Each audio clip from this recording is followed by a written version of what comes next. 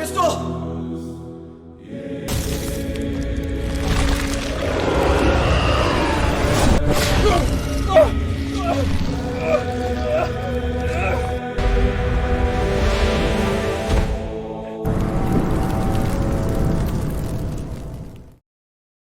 Hey, I am John Racioppo. I'm originally from Toronto, Canada. I'm now based in Brooklyn, New York, and I'm playing Joph. A lot has been said about our protagonist. So your turn. Tell us about Joph Claring. I think the best way to describe Joph is that he's really a tortured soul. For his earliest childhood, he attracts the attention of a demonic entity. But the horrific trauma that the thing causes Joph ruins any sort of normalcy in life that he might have hoped for. And so he spends like most of his life dealing with these mixed emotions. He both hates and fears this entity. And he's alienated himself from society to protect others, but that makes him desperately lonely. And how he copes with all this, not to mention his fear and longing of the mysterious woman, sets up a really sort of dynamic interplay between them. So is it safe to say that Joph is a seraphim? That's a good question. Joph only knows, I think, two things.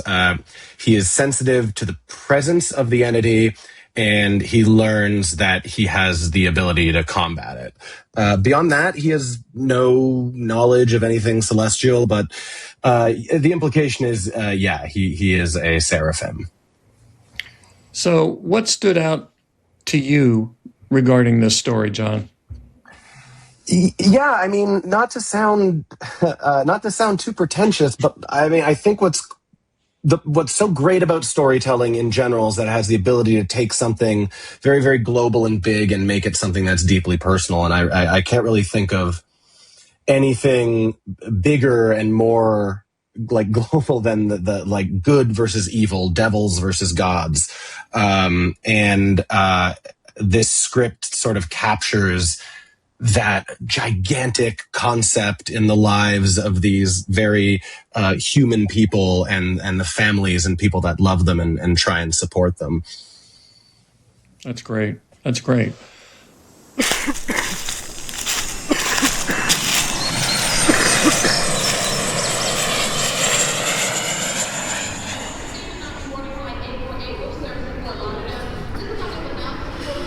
I wouldn't want to bother anyone. Do you have any seats? Yes, but well...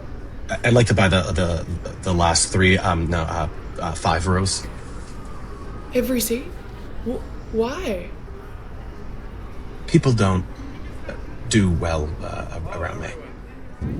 The guy in the back is gross. It smells like old socks. How do you get on? He can't have any money. I don't know, but he bought all the seats back there. What?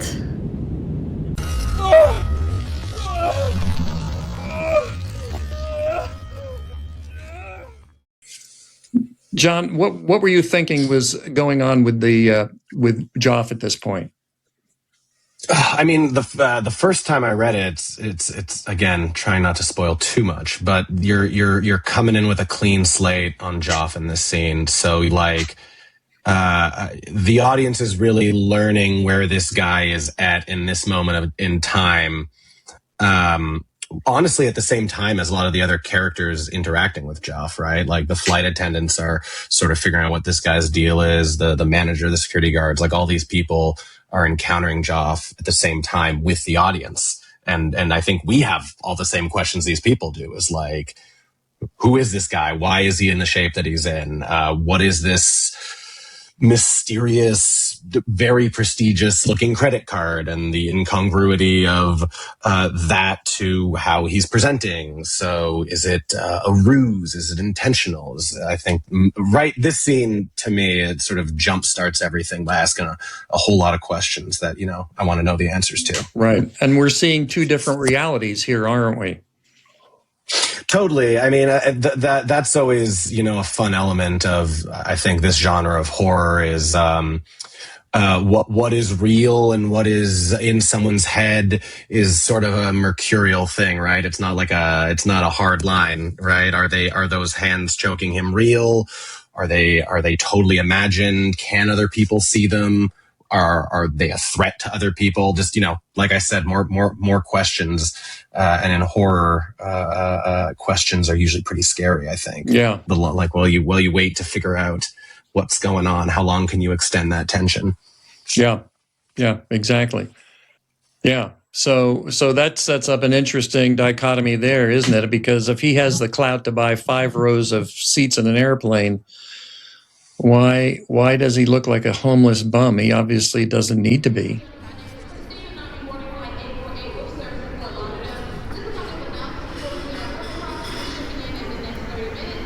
Can I help you?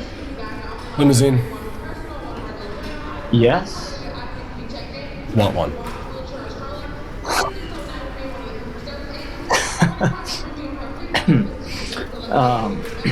No, we don't allow. I want your best suite.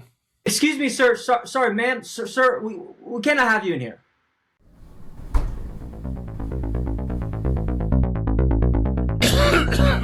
Damn it. You're pathetic. What's the point? You've come all this way, you know it's gonna be bad, it'll be the end. Then stop telling me where you're going. You always tell me I won't let you hurt anyone.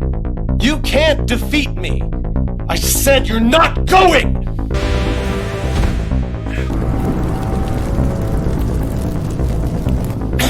Do it now. I'm ready.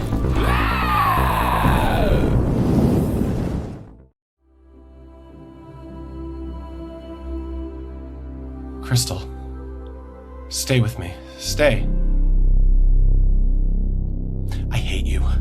I will send you back to hell. Hello, and welcome to our podcast. There are a series of climactic scenes coming up that will alter the direction of our protagonist's life. To this point, Joph has been alone, alienated from society, mired in his hate for the entity, but fearful of its power. Revenge appears to be his only motivator. John, can you elaborate on that? Yeah, I mean, he certainly has mixed emotions. What I find really interesting is he obviously has the financial means with this high-tech debit card to do whatever he wants. You can buy 5 rows of seats on a plane. You can rent a limo, pay for an expensive hotel suite. I find that extremely interesting. I think we'd all do something differently with that sort of power. Yeah, I agree. And what about the lawyer who gave it to him? Where is he? Hey, that's a good question, man. I think I should ask you. Where is he? Where is he? Well, he certainly is a mysterious figure, but I don't think we've seen the last of him. He certainly has his own story. But I think that at this point, our audience has had a chance to learn how our story of the Seraphim is progressing. And I'm betting that they are now curious to know about you, John. So tell us your story. Elaborate on your background and how you got started. Yeah, I'm originally from Toronto, Canada. I've been in Brooklyn, New York, though, for well over a decade now. I'm an actor, and I am a producer at a not-for-profit theater company that creates and produces new plays. And I think at this point, I think I'm a real New Yorker now after a decade. I think all the Canadians seeped out of me, and I'm a real New Yorker. Tell me about your theater company. I'm interested in that. Yeah, it's a company called Fault Line Theater.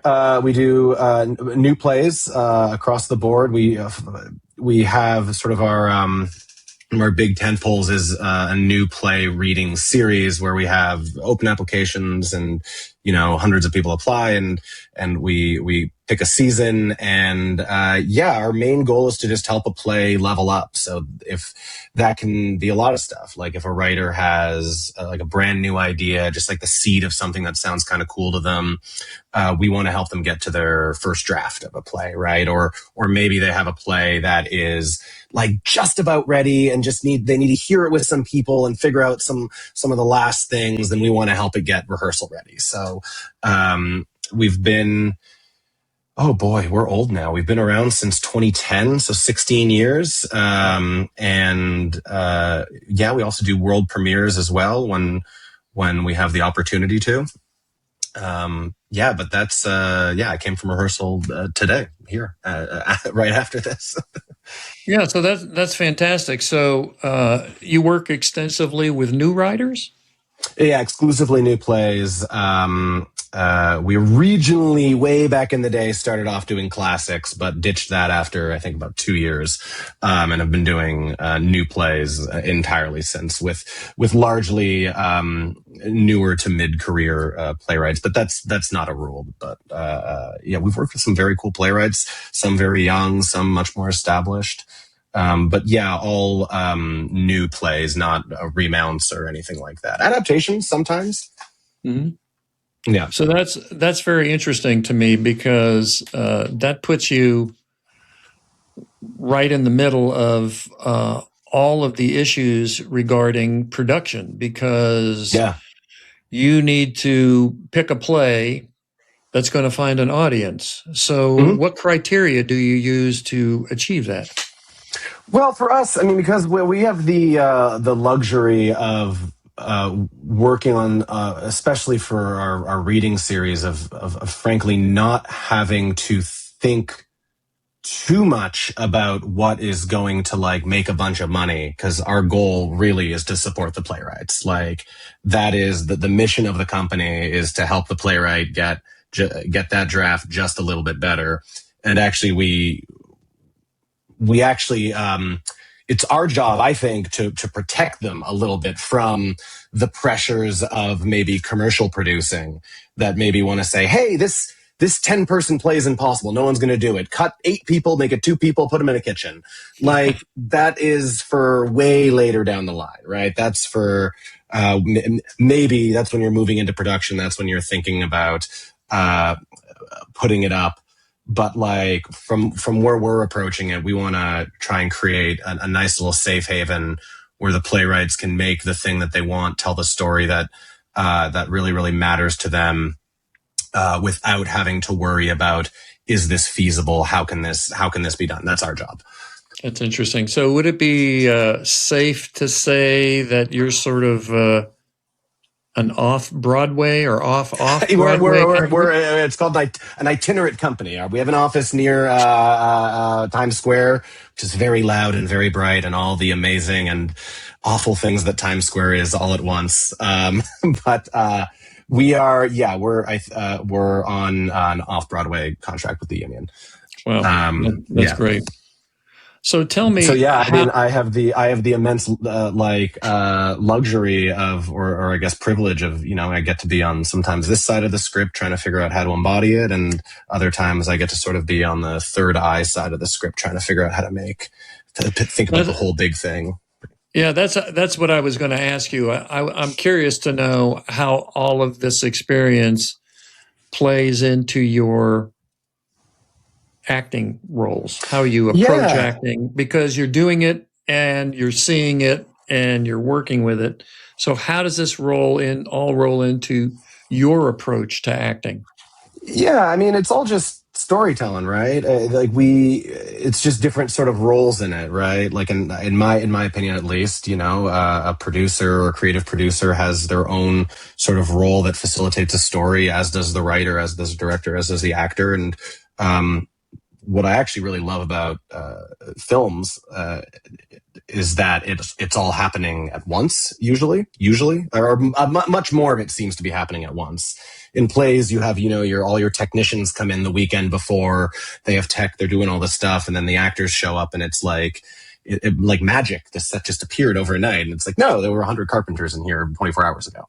And what's cool about film sets, I think, is that you really feel your role, right? Like I'm Joph in this scenario, but also there's a boom guy trying his best right there, and the audio guy over there doing his best, and 30 gaffers trying to make, you know what I mean? Everyone's doing it all at the same time, all trying to take care of their sort of corner of the story. So to me, it feels like a similar part of the brain, just different like technical skills to sort of execute whichever corner I'm occupying at a given moment. So do you have any particular thoughts about the notion of converting a stage play into a film? Because I know that happens sometimes. Sure, I've never done it before. I mean, that sounds like a fun, exciting challenge. I've never had the privilege of having someone give me a play that they want to make a movie or vice versa, or entrust that to me. I mean, that's hard, right? It's a slight. You as a screenwriter, I'm sure you know. It's slightly different writing styles required for the two different things, and slightly different storytelling devices. So it'll be a fun challenge. Yeah, it is. It is very much that way. I'm very much in tune to the theatrical stage format, and the whole element of adding film and the expressionism that you can add to the story, the emphasis that you can add to the story, supplementing the performances with lighting and composition and movement and special effects and all of these kind of things has certainly been fascinating for me. Well, that was great. Thanks, John. We can't wait to see you at the film. Thank you. Yes, sir. Our time is up for today. I would like to thank John and you for joining us today. And there's more to come. In the next episode, we will be talking with Marina Phillips to learn more about her character in the film, Crystal Gates. And we will learn more about Marina's background and career. And another climactic scene reading is coming, so please like this video and subscribe to our channel for the latest updates as we talk more about the production of our film, The Seraphim.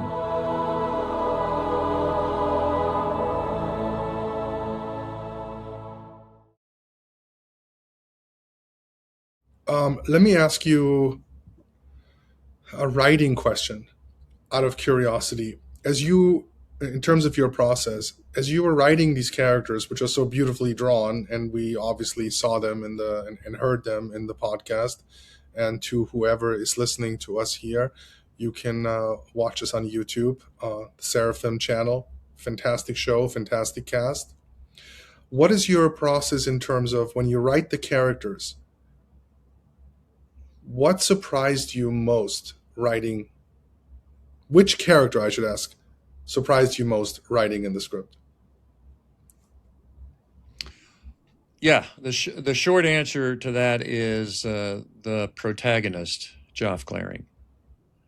Only because when I originally developed the ideas, the concept for the script, he was a very base character. He was a very shallow character. And the only way that I could get him to the ending or have a credible beginning was to flesh him out in ways that I hadn't even thought of before. Developing a whole backstory for him, for his family, for everybody he associates with. And his development as a character was really a journey of discovery for me. It's like, if he does this, what will happen? What are the implications? If he does this, do we get to move on to the next scene? Is it credible?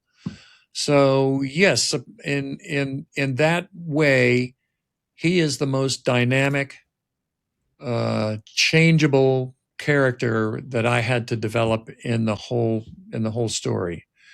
But having said that, the cast of supporting characters were also incredibly important, because how do you get his motivation without interacting with other characters? So it was the whole idea. Well, if his story starts at a young age. We've got to show him as a child. We've got to show him developing as a teenager, and we've got to show him what happens as an adult. And that was a transition in and of itself all along the line. So yeah, I would say the protagonist was the most changeable, dynamic character in the whole story.